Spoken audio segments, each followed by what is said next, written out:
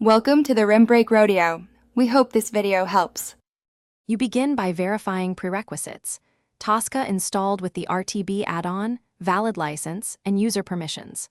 Next, make sure the application under test exposes accessibility hooks and stable control ID so RTB can interact reliably.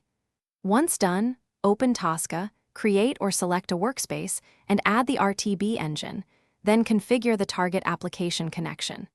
This gets you into the environment quickly, letting you start capturing steps rather than wasting time on minor setup adjustments.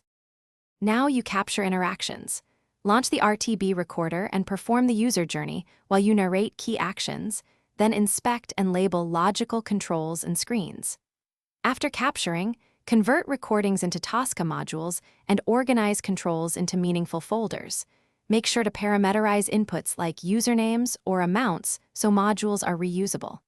Once modules are clean, assemble test cases from those modules and link them to requirements for traceability. This keeps your automation maintainable as the application evolves. Execute your test cases either locally or through CI, and review execution logs and screenshots to validate behavior.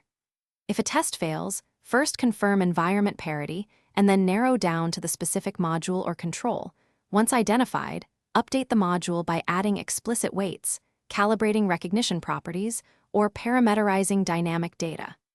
If instability continues, re-record the problematic control with different recognition settings. This approach helps you both complete runs and iteratively improve reliability. Thanks for watching. Consider subscribing if we helped you.